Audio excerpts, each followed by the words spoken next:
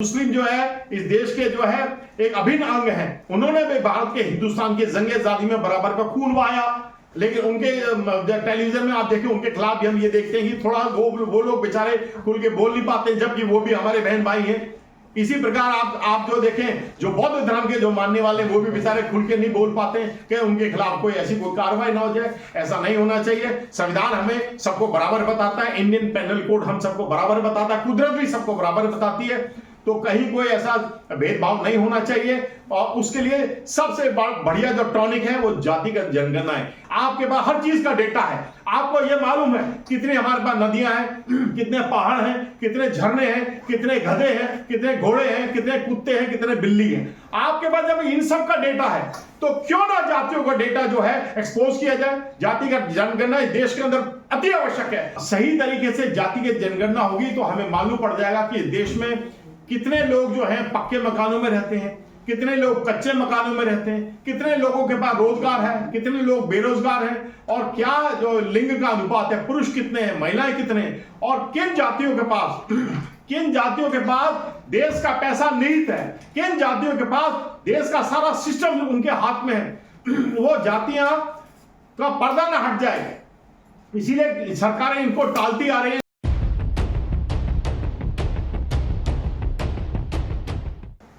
नमो बुद्धाय, जय भीम, जय भारत, जय संविधान। साथियों, परम पूजनीय बाबा साहब को और बहुजन समाज के सभी महापुरुषों को याद करते हुए मैं आप सभी मीडिया से संबंधित सभी समाज बंधुओं का हार्दिक अभिनंदन करता हूं, जो आपने आज के ज्वलंत मुद्दे, जो भारत के ज्वलंत मुद्दे हैं, उस पर आज आपने प्रेस कॉन्फ्रेंस किया है।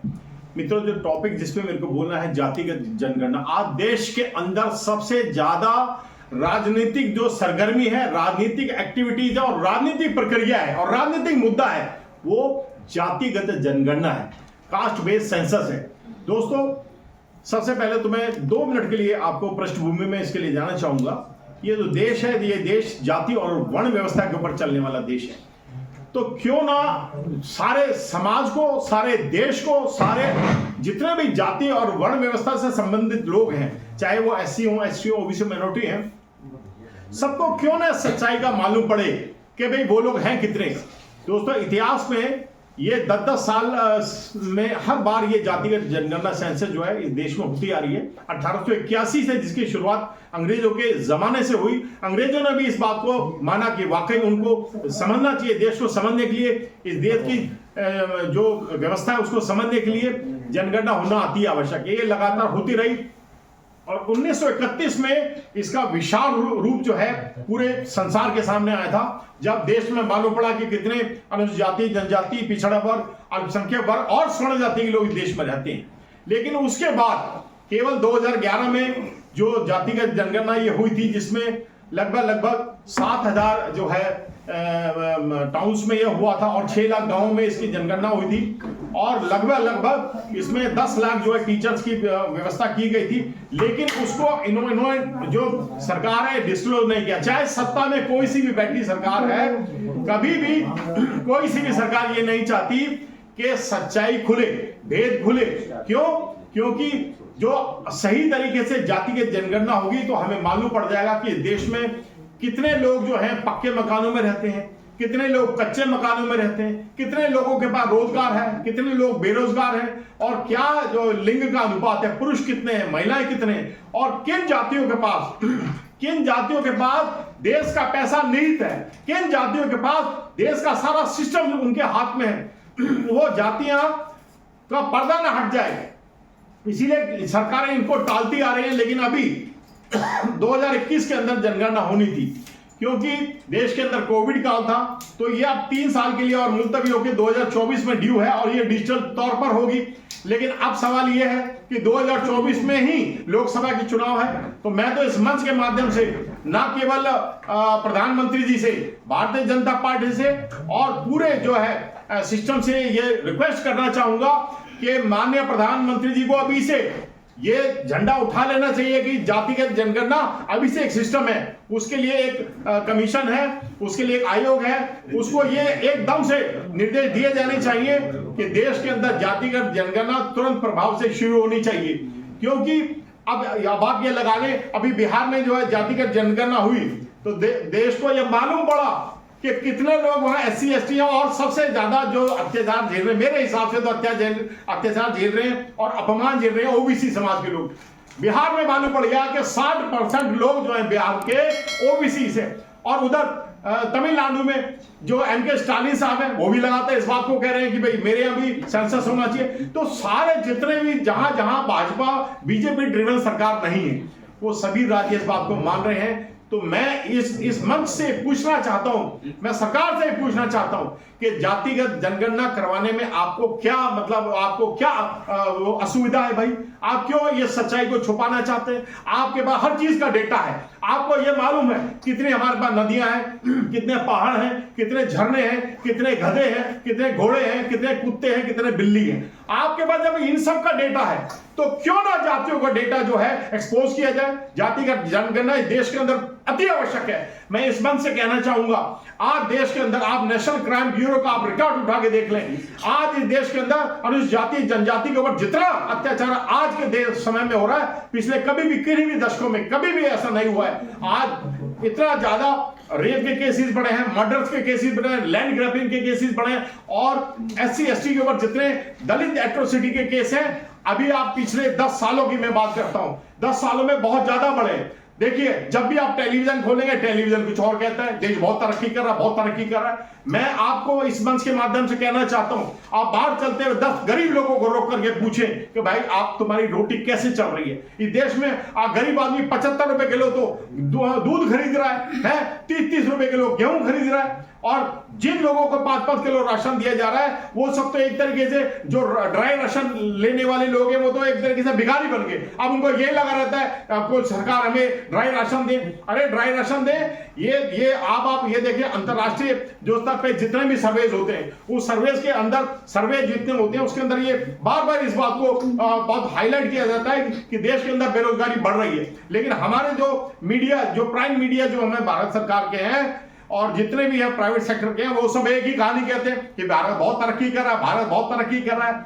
अगर तरक्की कर रहा है तो जो गरीब लोग हैं वो और गरीब कैसे होते जा रहे हैं, जो अमीर है वो बहुत अमीर कैसे होते जा रहे हैं। जो हमारी भारत सरकार के उपक्रम जो भारत सरकार को हमेशा कमाई करके देते आए, LIC है और पेट्रोलियम्स हैं और हैंडलूम्स हैं, ये सब भारत सरकार के वो उपक्रम हैं जो हमेशा से भारत सरकार को कमाई करके देते आ रहे हैं। इन सबको जो है प्राइवेट हाथों में दे दिया गया तो उससे किन का नुकसान हुआ?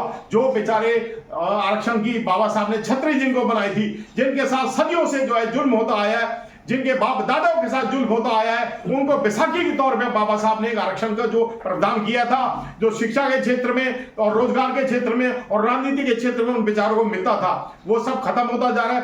तो इसीलिए ये सरकार नहीं चाहती कि जातिगत जनगणना हो, वरना ये ना मालूम पड़ जाए कि देश के अंदर एग्जीक्यूटिव्स और आपके जुडिशरी, मीडिया और जितने भी चारों पिलर्स हैं डेमोक्रेसी के, उनके ऊपर किन लोगों का अधिकार है? अरे उनके ऊपर जो 8 से 10% लोग हैं जिनको स्वर्ण समाज के लोग किया जाता है, उन्हीं लोगों का अधिकार है।